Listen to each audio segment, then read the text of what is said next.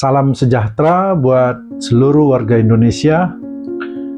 Kita mungkin mengikuti peristiwa tertangkapnya Zaro Prikar, salah seorang mantan petinggi di Mahkamah Agung yang beberapa bulan yang lalu itu tertangkap, dan dari hasil penggeledahan didapatlah uang sejumlah 900 miliar lebih, ya itu hampir 1 triliun, berikut dengan emas 51 kg dan mungkin yang lain-lain. Ya tentu masyarakat kita tentu memberikan apresiasi kepada pihak kejaksaan yang berhasil mengungkap jaringan korupsi yang begitu lama mereka lakukan di jajaran Mahkamah Agung. Nah, uang yang begitu besar, uang yang begitu banyak tentu diperoleh dengan pengumpulan selama bertahun-tahun. Jadi bisa kita bayangkan berapa perkara yang mereka selewengkan, artinya berapa perkara yang mereka terima suap sehingga uang yang begitu besar bisa terkumpul. Dan kita bisa bilang juga berapa majelis hakim yang ikut bermain di dalam perkara itu. Jadi sebetulnya masyarakat atau kita ini sebetulnya berharap pemeriksaan itu bisa digali sampai kepada hakim-hakim agung yang bermain di sana. Tetapi sangat disayangkan kita tidak tahu seperti apa akhirnya penyidikan yang dilakukan di kejaksaan, atau mungkin pun Zaro Prikar ini pasang badan sehingga dia tidak mau membuka siapa-siapa orang yang ikut terlibat di dalam gratifikasi tersebut. Nah, yang ingin kami soroti adalah setelah sekian lama kita penasaran dengan hasil persidangan, tanggal 18 kemarin kalau kami mengikuti dari media, tanggal 18 Juni 2025 kemarin perkara itu sudah diputus, dan perkara itu diputus dengan hukuman 16 tahun. Padahal jaksa penuntut umum itu menuntut Zaro Prikar 20 tahun. Kami coba mengikuti pertimbangan-pertimbangan hukum dari hakim. Sebetulnya sangat jelas ya bahwa dikatakan di situ uang yang begitu banyak tidak mungkin itu didapat dari penghasilan lain, kira-kira gitu, karena ternyata Zaro Prikar hanya seorang ASN kan, dia hanya seorang ASN, dia tidak punya pekerjaan lain, sehingga dalam pertimbangan hakim itu memang tidak mungkin uang itu didapat dari tempat lain selain dari penyelewengan semasa dia menjadi pegawai atau semasa dia menjadi pejabat di Mahkamah Agung. Tapi sangat kami sayangkan, terus terang, hukuman itu akhirnya dijatuhkan 16 tahun. Jadi masyarakat itu terus terang akan selalu penasaran, dan masyarakat ini akan selalu geram melihat oknum-oknum atau pejabat-pejabat yang korupsi, yang memanipulasi, yang menyalahgunakan jabatannya. Karena apa? Karena masyarakat ini untuk hidup satu hari saja itu rasanya begitu sulit sekarang ini. Untuk hidup satu hari saja sangat sulit. Tetapi ada orang yang dengan tamaknya, yang dengan serakahnya harus mengumpulkan uang di dalam rumahnya sampai hampir 1 triliun. Jadi dari situ saja kita sudah melihat bahwa orang ini tamak loba. Nah, akan tetapi ketika kita mendengar putusan 16 tahun, terus terang kita kecewa. Dan kita tidak tahu apa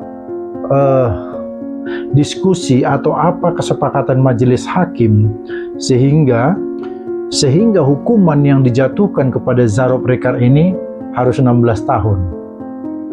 Ya, kami melihat ketika mengikuti pembacaan putusan itu, kami melihat Ketua Majelis Hakim ketika akan mengucapkan hukuman itu, Majelis Hakim seperti menangis seperti itu, dan tersendat-sendat dia membacakan putusan itu. Kita tidak tahu apakah ini menangis karena rasa iba, rasa prihatin dengan si koruptor ini, si Jarod Ricard ini, atau punya rasa empati terhadap masyarakat. Dengan begitu banyaknya uang yang sudah dikorupsi, kita nggak tahu arah tangisan itu kemana. Nah, akan tetapi sekali lagi, kita kembali kepada putusan itu. Terus terang kita sangat kecewa. Karena apa?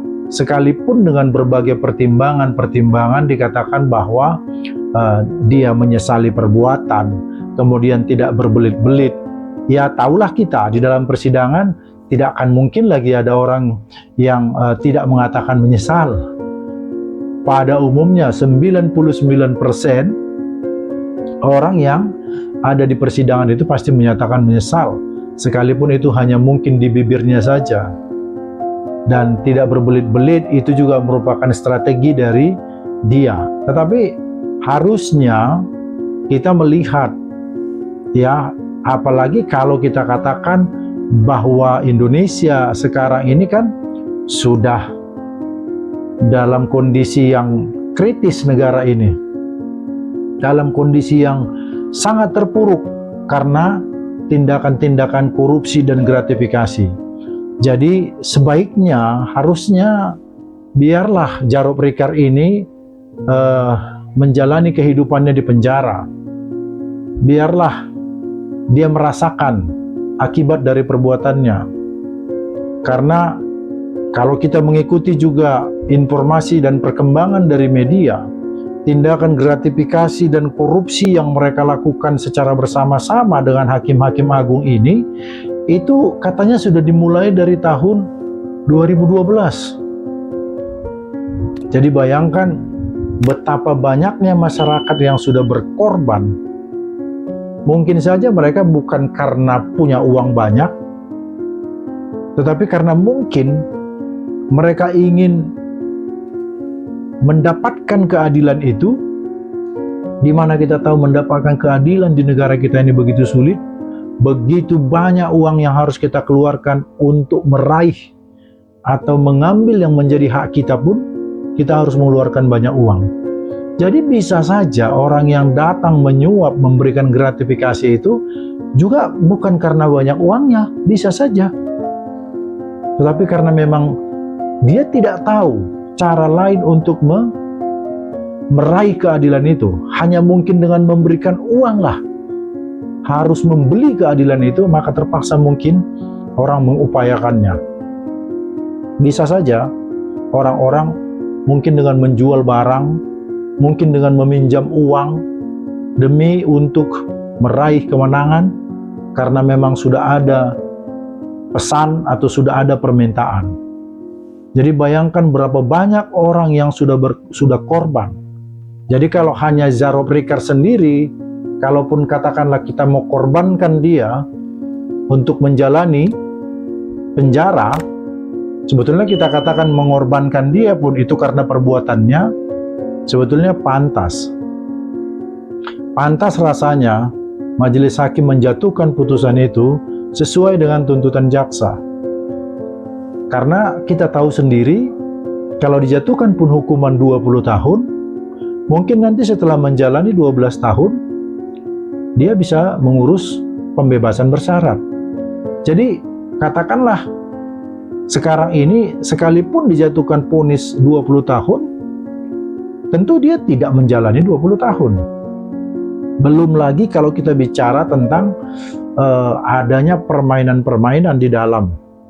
Jadi rasanya sekali lagi kembali kita merasa rasa keadilan masyarakat, rasa keadilan kita itu rasanya tercederai juga dengan putusan yang dijatuhkan oleh Majelis Hakim yang memeriksa perkara Jarod Ricard. Semoga di masa-masa mendatang ini menjadi pelajaran bagi hakim-hakim yang lain dan bagi majelis hakim yang menangani perkara korupsi, agar lebih punya empati, agar lebih punya rasa keadilan masyarakat itu ada dalam dirinya. Terima kasih. Salam.